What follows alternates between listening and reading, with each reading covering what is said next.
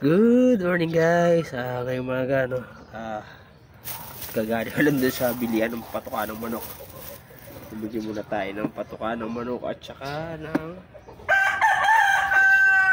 ating alagang mga ibon.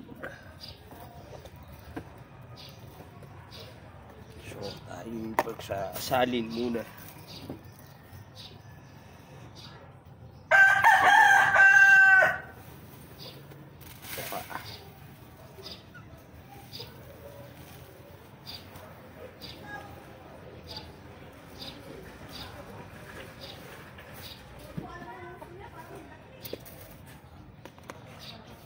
Sineperate natin para doon sa ating pinahay.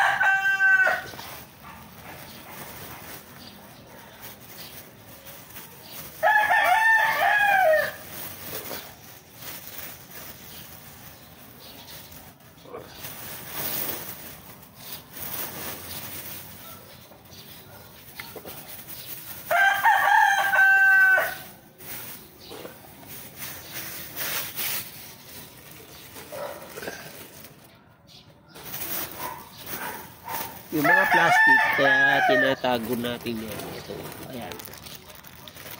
Yung mga pinagbilhan natin ito ng ating mga patuka. Yan yung ginagamit ko doon pag nagbabalo tayo ng mga bunga ng bayabas natin na alaga. So ito, hinahalo ko muna yung pellet at saka yung ano.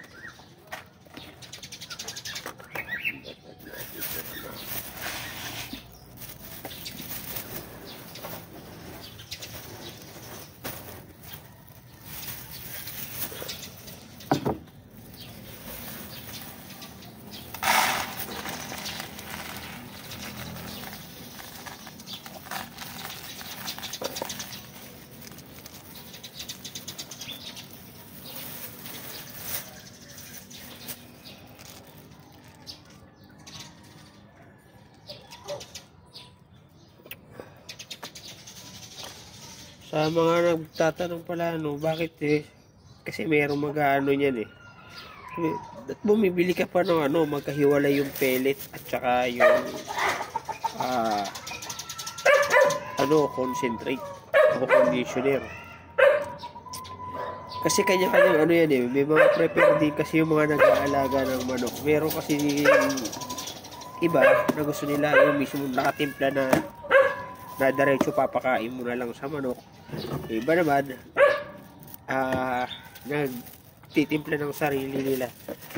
Sa akin kasi ito, kumbaga, yung pag nagtimpla ako ng patuka ko sa manok, kumbaga simula nung natuto akong mag-alaga, testing din ako, kumbaga, pero sa nakasanayan ko na yung ginagawa kong timpla sa mga inaalagaan ko, proven ko na effective para sa akin. So kanya-kanyang yan eh, pagtitimpla, katulad kahit sa mga yung ibang klase ng pagpapatuka, kung ano pa yung mga hinahalo, kanya-kanyang yan. Pero hindi yung tinatawag na dry feeding at saka wet feeding. Iba nagpapatuka, ginagawa, binabasa muna yung tapos yung mga buto binababad muna bago, kung may balat na ganito, tinatanggalan ng balat bago pa ipakain sa timplahan. So kanya-kanyang yan, diskarte o pagpe-prepare, as long as na-achieve mo o nakukuha mo yung gusto mo dun sa manok mo. Diba? Yung katawan, yung paano siya maglaro. Kasi dapat pag yun, inaano mo rin eh. Inoobserbahan mo din dahil meron yung katulad ng manok na pag ganito yung ginagawa mo papatuka, nagbabago yung style ng laro niya o yung lakas ng palo. Pero pagka yung ganito yung patuka na ibinigay mo,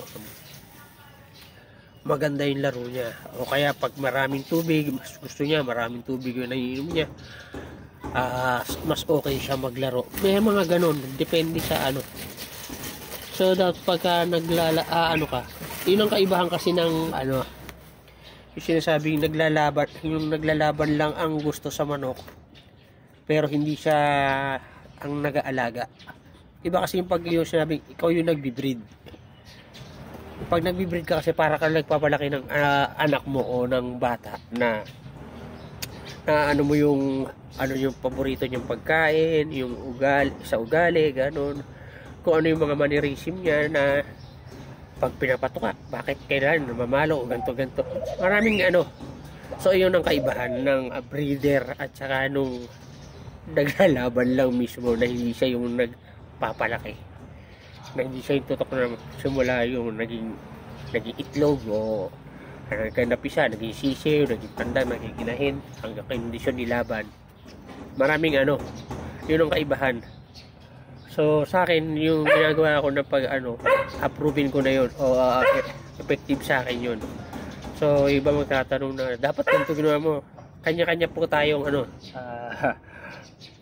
tawag rito sa kung paano natin yung palalaki katulad yun sa mga anak natin. Ganun din yan sa pag-aalaga ng mga hayop sa alaman. So sana po doon sa nyo, try nyo rin po kung yung paano yung napapanood nyo, paano yung ginagawa ko pagpapakain sa mga hayop. Kanya-kanya ho kasi yan eh. Kung tingin mo naging effective para sa iyo, ituloy mo. Kaya pag tingin mo pag may nabago, yun yung sinabi mag-a-adjust ka. Saan ka mag-a-adjust? Diba?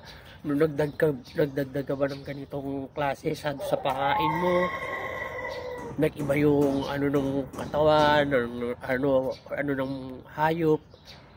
So yun mga muna, o baka nasobra sa ganito, nasobra sa ganyan, mo yun, obserbahan mo. Ganun po dapat tayo sa pag nag-aalaga.